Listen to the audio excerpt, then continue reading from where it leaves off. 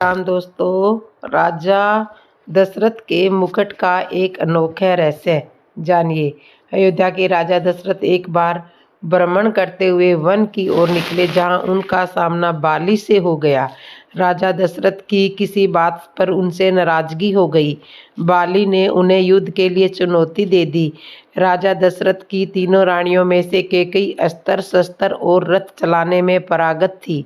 अतः अक्सर राजा दशरथ जब कभी भी भ्रमण करने के लिए जाते तो कैकेयी को भी अपने साथ ले जाया करते थे।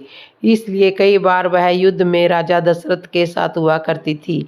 जब बाली और राजा दशरथ जी के मध्य भयंकर युद्ध चल रहा था, उस समय संयोगवश रानी कैकेयी भी उनके साथ ही थी। युद्ध में बाली राजा दशरथ पर भारी पड़ने लगा।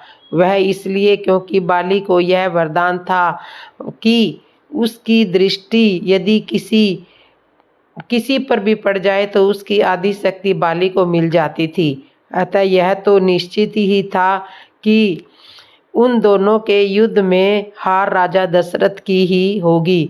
राजा दशरथ के युद्ध हारने पर बाली ने उनके सामने एक शर्त रखी थी कि या तो वे अपनी पत्नी कैकेयी को यहाँ पर छोड़ के जाए, या फिर अपना रघुकुल की शान, अपना मुकुट यहाँ पर छोड़कर जाए। तब राजा दशरथ को अपना मुकुट वहाँ पर छोड़ना पड़ा था।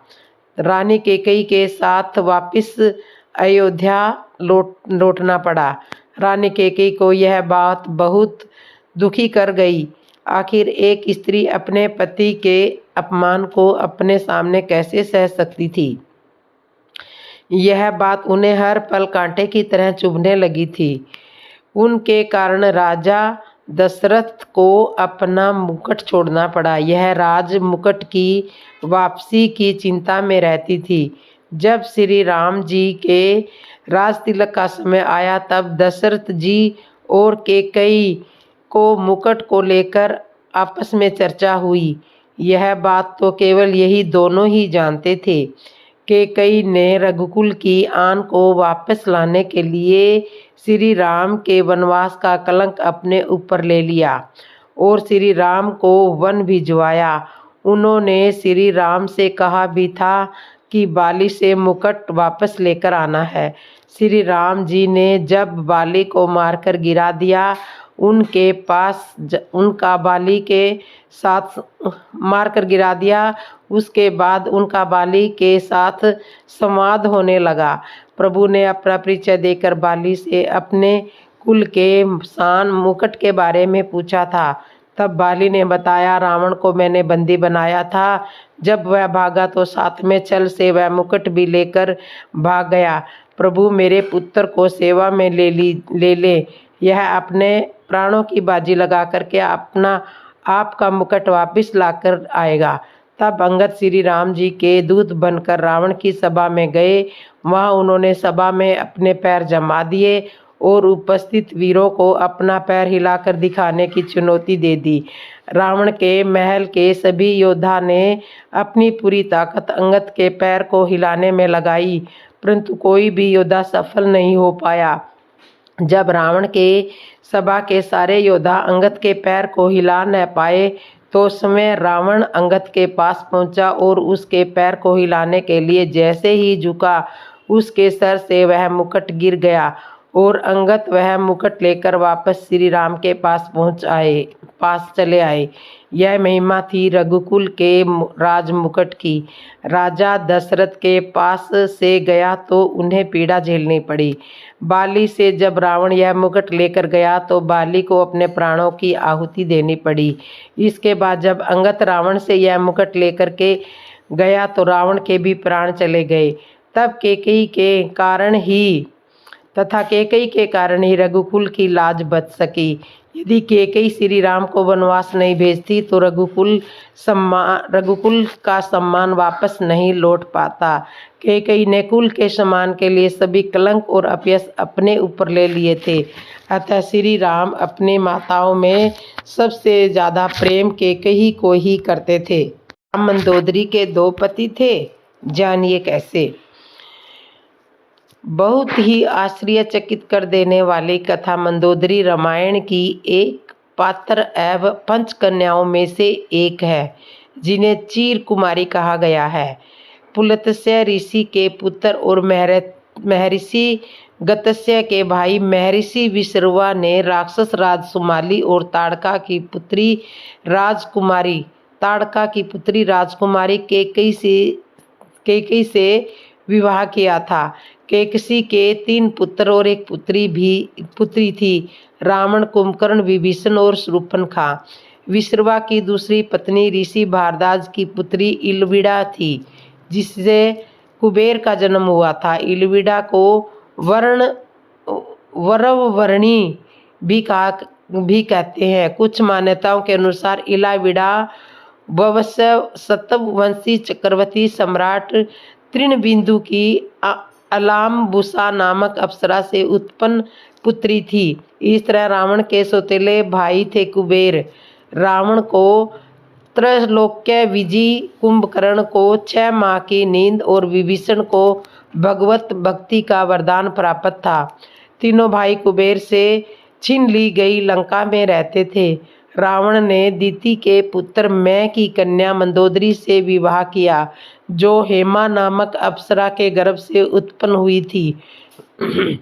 विरोचन पुत्र बलि की पुत्री ब्रिजवला से कुंभकर्ण और गंधर्व राज महात्मा सलूस की कन्या शर्मा से विभीषण का विवाह हुआ। मंदोदरी के जन्म की कथा सुनिए। पौराणिक कथा के अनुसार एक बार मथुरा नामक एक अप्सरा कैलाश पर्वत पर पहुंची। देवी पार्वती को वहां ना पाकर वह भगवान शिव को आकर्षित करने का प्रयत्न करने लगी। जब देवी पार्वती वहां पहुंची तो भगवान शिव की देह की भस्म को मथुरा के शरीर पर देखकर वह क्रोधित हो गई और क्रोध में आकर उन्होंने मथुरा को मेंढक बनने का श्राप दे दिया। उन्होंने मथुरा से कहा कि आने वाले 12 साल तक वह मेंढक के रूप में इस कुएं में ही रहेगी। भगवान शिव के बार बार कहने पर माता पार्वती ने मथुरा से कहा कि कठोर तप के बाद ही वह अपने असली स्वरूप में आ सकती है, और वो भी 1 साल। मथुरा ने 12 वर्ष तक एक कुएं में रहकर मेंढक रूप में कठोर तप किया। तब जब 12 वर्ष पूर्ण होने वाले थे, तब मयासुर और उनकी पत्नी हेमा पुत्री की कामना से वहां पर तप करना शुरू करने पहुंचे तथा मथुरा तप कर रही थी। जैसे ही मथुरा के 12 वर्ष पूर्ण हुए, वह अपने असली स्वरूप में आ गई और कुएं से बाहर निकलने के लिए मदद के लिए पुकारने लगी। हेमा और मयासुर वहीं कुएं के पास तप में लीन थे।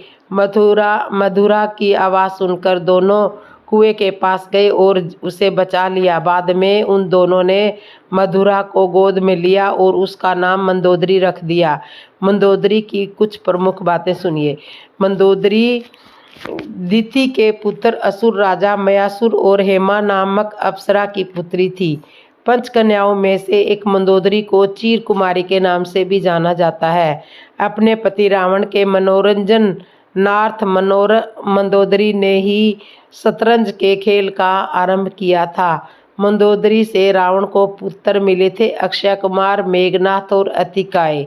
महोदर, प्रहस्त, विरूपाक्ष और भिकम वीर को भी उनका पुत्र माना जाता है। एक कथा यह है कि रावण की मृत्यु एक खास बाण से हो सकती थी। इस बाण की जानकारी मंदोदरी को ही थी। हनुमान जी ने मंदोदरी से इस बाण का पता लगाकर चुरा लिया, जिससे राम को रावण का वध करने में सफलता मिली। सिंगल द्वीप की राजकन्या और एक मात्र का नाम भी मंदोदरी था। जन श्रुतियों के अनुसार मंदोदरी मध्य प्रदेश के मंदसौर राज्य की राजकुमारी थी। यह भी माना जाता है कि मंदोदरी राजस्थान के जोधपुर के निकट मंडोर की थी। यह भी कहते हैं कि भगवान शिव के वरदान के कारण ही मंदोदरी का विवाह रावण से हुआ था। मंदोदरी ने भगवान शंकर से वरदान मांगा था कि उनका पति धरती पर सबसे विद्वान और शक्तिशाली हो। मंदोदरी श्री बिल्वेश्वर नाथ मंदिर में भगवान शिव की आराधना किया करती थी। यह मंदिर मेरठ के सदर इलाके में है, जहां रावण और मंदोदरी की मुलाकात हुई थी। रावण की कई रानियां थी, लेकिन लंका की रानी सिर्फ मंदोदरी को ही माना जाता था। क्यों किया मंदोदरी ने विभीषण से विवाह, जानिए। मंदोदरी अपने पति द्वारा किए गए बुरे कामों से अच्छी तरह परिचित थी। वह हमेशा रावण को ही सलाह देती थी कि बुराई के मार्ग को त्याग कर सत्य की शरण में आ जाएं। लेकिन अपनी ताकत पर वह घमंड करने वाले रावण ने कभी मंदोदरी की बात को गंभीरता से नहीं लिया। जब रावण सीता का हरण करके लाया था, तब भी मंदोदरी ने इसका विरोध करके सीता को पुनः राम को सौंपने को कहा था। लेकिन रावण ने मंदोदरी की एक भी बात नहीं सुनी और रावण का राम के साथ भयंकर युद्ध हुआ। ऐसा माना जाता है कि राम रावण के युद्ध एकमात्र विभीषण को छोड़कर पूरे कुल का नाश हो गया। रावण की मृत्यु के पश्चात रावण के कुल के विभीषण और कुल की कुछ महिलाएं ही जिंदा बची थी। युद्ध के पश्चात मंदोदरी भी युद्ध भूमि पर गई और वहां अपने पति, पुत्रों और अन्य संबंधियों का शव देखकर अत्यंत दुखी हुई। फिर उन्होंने प्रभु श्री राम जी की ओर देखा तो अलौकिक आभा से युक्त दिखाई दे रहे थे। श्री राम ने लंका के सुखद भविष्य हेतु विभीषण को राजपाट सौंप दिया। अद्भुत रामायण के अनुसार विभीषण के राज्याभिषेक के बाद प्रभु श्री राम ने बहुत ही विनम्रता से मंदोदरी के समक्ष विभीषण से विवाह करने का प्रस्ताव रखा। साथ ही उन्होंने मंदोदरी को यह भी याद दिलाया कि वह अभी लंका की महारानी और अत्यंत बलशाली रावण की विधवा है। कहते हैं कि उस समय तो उन्होंने इस प्रस्ताव पर कोई उत्तर नहीं दिया। जब प्रभु श्री राम अपनी पत्नी सीता और भ्राता लक्ष्मण के साथ अयोध्या लौट गए, तब पीछे से मंदोदरी ने खुद को महल में कैद कर लिया और बाहर की दुनिया से अपना संपर्क खत्म कर दिया। कुछ समय बाद वह पुनः अपने महल से निकली और विभीषण से विवाह करने के लिए तैयार हो गई। लेकिन मंदोदरी के बारे में इस बात पर विश्वास करना थोड़ा मुश्किल है, क्योंकि मंदोदरी एक सती स्त्री थी जो अपने पति के प्रति समर्पण का भाव रखती थी। ऐसे में मंदोदरी का विभीषण से विवाह करना अपने आप में हैरान कर देने वाली घटना है। रावण ज्ञानी था तो फिर सीता माता का हरण क्यों किया? क्या बल से भाग्य बदला जा सकता है? जानिए मित्रों, आपको रामायण की एक सापेक्ष कथा सुनाती हूँ। कथा मुख्य ग्रंथ में तो नहीं होती, लेकिन इन्हें मुख्य कथाओं को बल देने के लिए रचा जाता है। इन्हें प्रामाणिक माने न माने, इसमें भक्ति का भाव भरपूर होता है। रावण हठी था, तप की उसमें अद्भुत क्षमता थी। उसने शिव जी को तो तप से प्रसन्न कर ही रखा था। ब्रह्मा जी को भी तप से कई बार प्रसन्न किया।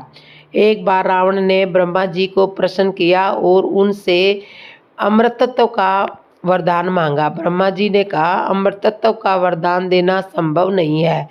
पृथ्वी मृत्यु लोक है, यहाँ जो आएगा उसे जाना ही पड़ेगा। यह तो नियम तो परमात्मा तक भी लागू है। और कुछ और मांग लो। रावण ने कहा, यह तो बताना संभव है कि मेरी मृत्यु किसके हाथों होगी, यह बताइए। ब्रह्मा जी दुविधा में पड़ गए, कैसे बताया जाए मृत्यु का कारण। वह समझाते रहे, लेकिन रावण माना ही नहीं, कुछ और वरदान लेने को तैयार ही न था। विवश होकर ब्रह्मा जी ने उसे बता ही दिया कि त्रेता युग में श्री हरि राजा दशरथ के पुत्र श्री राम के रूप में अवतार लेंगे। उनके हाथों ही तुम्हारी मृत्यु लिखी गई है। ज्ञानी होने के बावजूद रावण में अहंकार इतना आ गया था कि उसने ब्रह्मा को ही चुनौती देने की ठान ली। उसने तय किया कि वह अपनी शक्तियों से ब्रह्मा का लेखा जोखा बदल कर रहेगा। उसने श्री राम का जन्म ही न हो, इसको ध्यान में रखकर कई प्रयास किए। उस समय अयोध्या में श्री राम के परदादा राजा रघु शासन किया करते थे। रावण महाराज रघु के पास पहुंचा और उनको युद्ध के लिए ललकारा। रघु पुलत्स्य वंशी होने के कारण उनका सम्मान करते रहे। उन्होंने बहुत विनम्रता दिखाई और उसे प्रेम और सम्मान देकर युद्ध टालने की भरसक कोशिश की। रावण ने समझ लिया कि शायद रघु उससे भयभीत है। उसने उनके राजा होने और क्षत्रिय होने को चुनौती दी। राजपाट त्याग कर वन में जाकर रहने की बात करने लगा। अयोध्या वासियों का अपमान करने लगा कि उनका दुर्भाग्य है कि वह ऐसे कायर राजा से शासित है। वह अपमान करने में सारी सीमाएं लांघ गया तो रघु युद्ध के लिए तैयार हो गई। उन्होंने युद्ध के लिए आतुर रावण को दंड देने के लिए विवश होकर रावण पर प्रयोग करने के लिए अमोद शक्ति प्रयोग करने की ठानी। रघु ने अमोद बाण का धनुष पर संधान किया ही था कि तभी वहीं ब्रह्मा जी प्रकट हो गए। उन्होंने रघु से कहा कि वह रावण के वध का विचार तत्काल त्याग दे, क्योंकि विधि ने इसके अंत का विधान कुछ और ही तय कर रखा है। ब्रह्मा जी बोले, यह बाण निष्फल नहीं होता, पर इसकी मौत आपके हाथ से नहीं लिखी है। रघु मान गए, पर समस्या यह थी कि बाण रावण के अंत के संकल्प में साधा गया था। वह वापस तरकस में नहीं जा सकता था। छूटेगा तो रावण का अंत ही हो जाएगा। ब्रह्मा जी ने कहा, यह अमोद बाण आप मुझे दे दीजिए तो रावण की मौत इसी बाण से उस समय आने पर हो जाएगी जिसके द्वारा इसका अंत होना है। उसके पास यह बाण मैं पहुंचा दूंगा। ब्रह्मा जी ने रघु से वह बाण लिया और ले जाकर अगस्त्य मुनि को दे दिया। वनवास काल में जब श्री राम अगस्त्य मुनि के पास आए तो उन्होंने श्री राम को वह बाण दिया जिससे रावण का वध हुआ। रघु के आगे विवश होने के बाद भी रावण नहीं माना। रघु के बाद अज राजा बने। रावण महाराज अज के पास भी पहुंचा और उन्हें युद्ध के लिए ललकारा। उस समय महाराज अज संध्या पूजन कर रहे थे। अज बोले, मेरे परम पराक्रमी पिताजी ने आपसे युद्ध नहीं किया। हम पुलत्स्य वंशियों का सम्मान करते हैं। मैं अपने पिता से विमुख कैसे हो सकता हूँ? मैं अभी संध्या कर रहा हूँ। आप युद्ध का विचार टाल दे। अज समझाते रहे, लेकिन हठी रावण किसी की कहाँ सुनता था। उस पर तो ब्रह्मा जी का लिखा विधान बदलने की धुन सवार थी, सो वह युद्ध के लिए अड़ा रहा। उसने कहा कि संध्या वंदन के बाद युद्ध करो, मैं प्रतीक्षा करूंगा। विवश होकर अज मान गए।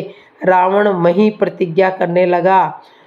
अचानक उसने देखा कि अज ने 2 चावल के दाने अलग अलग दिशा में फेंके। रावण बड़ा कर्मकांडी था। यह देखकर उसे आश्चर्य हुआ। उसे भी मालूम था कि संध्या की इस विधि में चावल फेंकना का विधान नहीं है। यह तो उसने अज से पूछा कि ये चावल फेंकने विधान तो इस क्रम में नहीं है, फिर आपने चावल क्यों फेंके? आपकी पूजा खंडित हो गई। महाराज अज ने कहा कि ये चावल के दाने मैंने अभिमंत्रित करके फेंके हैं, क्योंकि यहाँ से 10 कोस दूर जंगल में एक गाय को शेर खाने वाला है, तो एक दाने से शेर मारा और एक से गाय की रक्षा की। रावण ने कहा, यह कैसे हो सकता है? मुझे विश्वास नहीं है। यहाँ बैठकर आपने शेर को चावल के दाने से मारकर गाय की रक्षा की है। तो अज ने कहा, आपसे मैं जाकर देख लें और तसल्ली कर लें। अज ने स्थान बता दिया। रावण बताए हुए स्थान पर पहुंचा तो सच में वहां शेर मरा हुआ था और गाय घास चर रही थी। रावण ने अज की यह चमत्कारी शक्ति देखी तो वह बुरी तरह से डर गया और पुनः कभी अज के पास नहीं गया। रावण ने विधि विधान बदलने की कई बार कोशिश की थी। ऐसा विभिन्न स्थानों पर आया है। ये संपेक्ष कथाएं हैं जो लोकप्रिय होती है।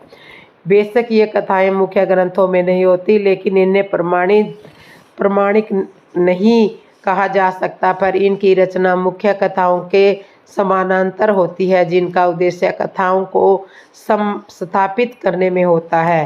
कहते हैं, रावण बहुत विद्वान था और हनुमान जी विद्यामान थे। विद्यामान और विद्वान में अंतर होता है। विद्यामान गुणी अति चातुर, राम काज करबे को आतुर।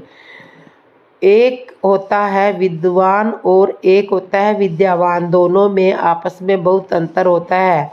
इसे हम ऐसे समझ सकते हैं, रावण विद्वान है और हनुमान जी विद्यामान है।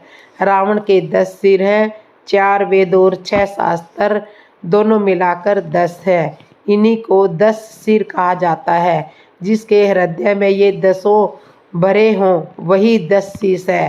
रावण वास्तव में विद्वान है, लेकिन विडंबना क्या है? सीता जी का हरण करके ले गया, कई बार विद्वान लोग अपनी विद्वता के कारण दूसरों को शांति से नहीं रहने देते। उनका अभिमान दूसरों की सीता रूपी शांति का हरण कर लेता है और हनुमान जी उन्हीं खोई हुई सीता रूपी शांति को वापिस भगवान से मिला देते हैं।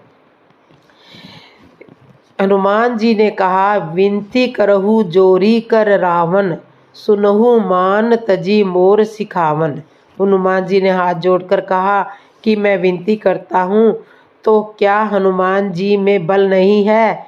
नहीं, ऐसी बात नहीं है। विनती दोनों करते हैं, जो भय से भरा हो या भाव से भरा हो। कर जोरे सुर दिसी विनीता, भ्रुकुटी विलोकत सकल अभिता। यही विद्वान और विद्यावान में अंतर है। हनुमान जी गए रावण को समझाने, यही विद्वान और विद्यावान का मिलन है। रावण के दरबार में देवता और दिग्पाल भय से हाथ जोड़े खड़े हैं और भ्रुकुटी की ओर देख रहे हैं, परंतु हनुमान जी भय से हाथ जोड़कर नहीं खड़े हैं। रावण ने कहा भी है, रावण ने कहा, तुमने मेरे बारे में सुना नहीं है, तुम बहुत निडर दिखता है। हनुमान जी बोले, क्या यह जरूरी है कि तुम्हारे सामने जो भी आए वह डरता हुआ ही आए? रावण बोला, देख लो, यहाँ जितने देवता और अन्य खड़े हैं, ये सब डर कर ही तो खड़े हैं। हनुमान जी बोले, उनके डर का कारण है वे तुम्हारी भ्रुकुटी की ओर देख रहे हैं, परंतु मैं भगवान राम की भ्रुकुटी की ओर देखता हूँ। उनकी भ्रुकुटी कैसी है? बोले, कैसी भ्रुकुटी? विलास सृष्टि लय होई।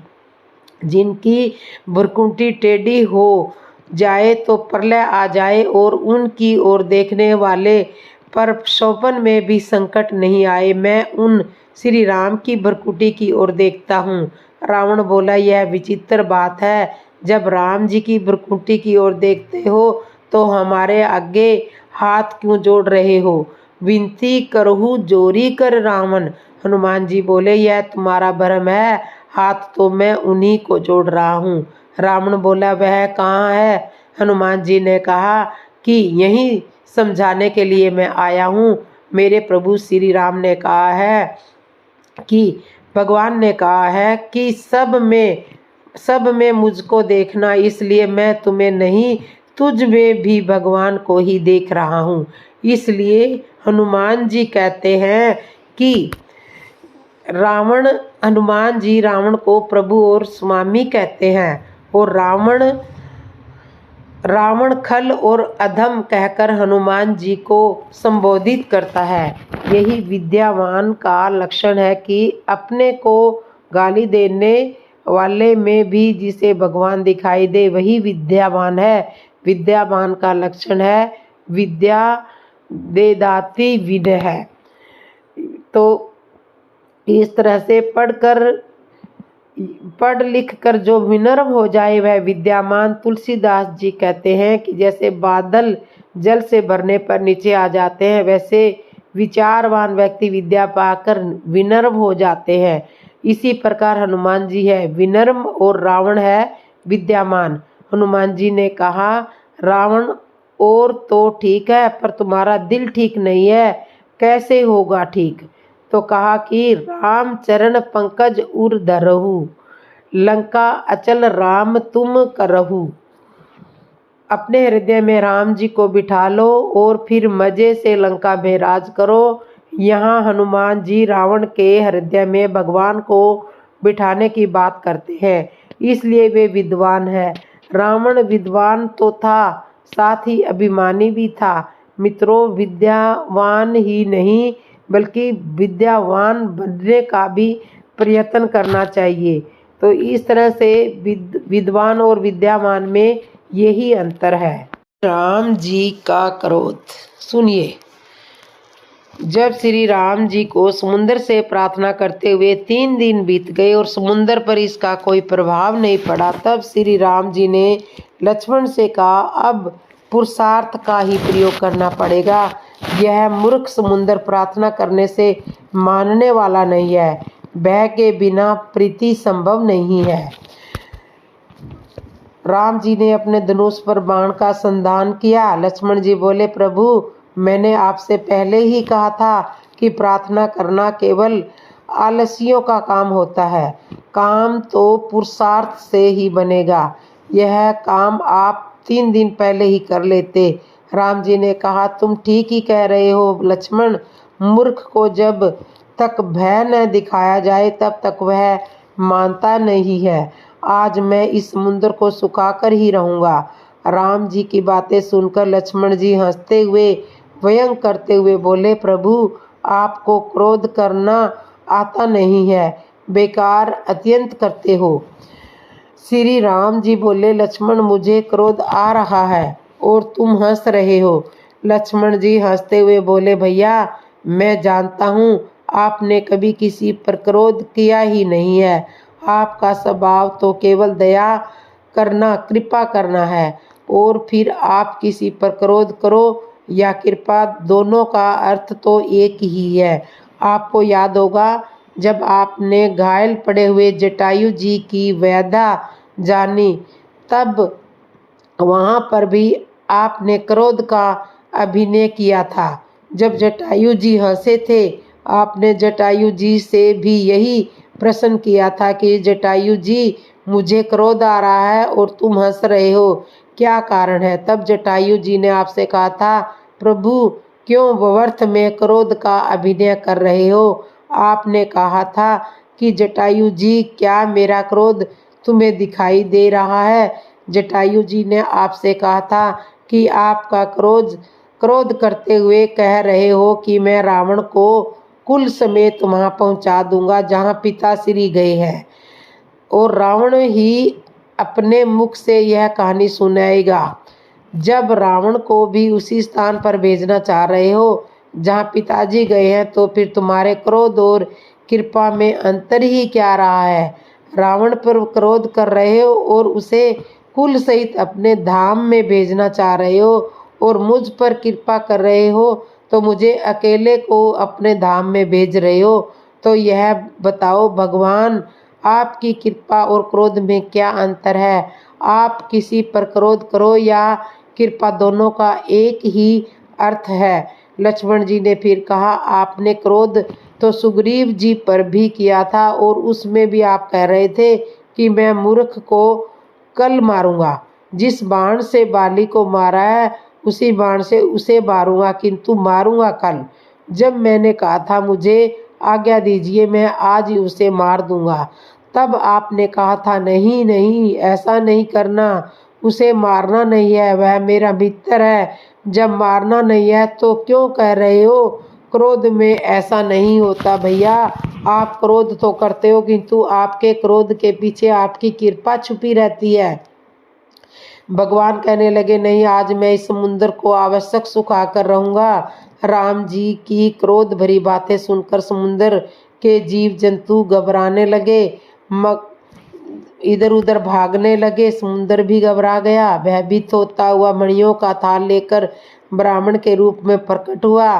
कनक थार भरी भरी गन नाना विप्र रूप आयुष तजी माना। भयभीत होते हुए कहने लगा, प्रभु मैं तो स्वभाव से ही जड़ हूँ, यह सब आप ही की तो कृपा से बनाए हुए हैं। प्रकृति ने हमें यह गुण दिया है, मैं उसी का पालन कर रहा हूँ। आपसे विनय प्रार्थना करता हूँ, जैसा आपका आदेश होगा मैं वैसा करने के लिए तैयार हूँ। आप मुझे सुखाकर रास्ता बना सकते हो, पार हो सकते हो, किंतु इसमें आपका बड़प्पन नहीं रहेगा, मर्यादा नहीं रहेगी। गोस्वामी श्री तुलसीदास जी महाराज कहते हैं कि हमारे प्रभु श्री राम जी का स्वभाव बहुत कोमल है। अभी अभी समुद्र पर क्रोध कर रहे थे, उसे मूर्ख बता रहे थे, और जब समुद्र की कोमल वाणी सुनी तो बिल्कुल सहज हो गई। समुद्र को तात कहकर संबोधित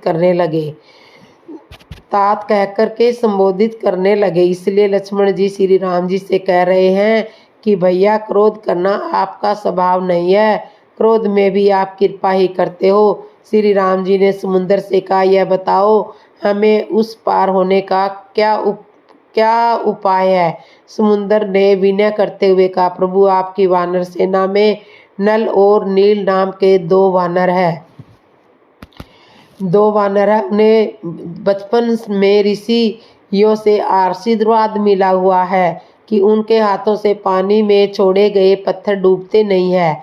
आपके प्रताप से पत्थर पानी में तर जाएंगे। यहाँ पर उनकी सहायता से सेतु का निर्माण कीजिए जो युगों युगों तक रहेगा। श्री राम ने समुद्र की बात मानकर ऐसा ही करने की स्वीकृति दे दी। समुद्र राम जी के चरणों की वंदना करते हुए वापस अपने स्थान पर चला गया। तो हमारी ये कथा आपको कैसी लगी? अच्छी लगी हो तो कमेंट में बताना, और जिसने मेरे चैनल को सब्सक्राइब नहीं किया, सब्सक्राइब करना, लाइक करना, कमेंट करना और बेल आइकन बटन तो ज़रूर दबा लेना। जय श्री राम दोस्तों।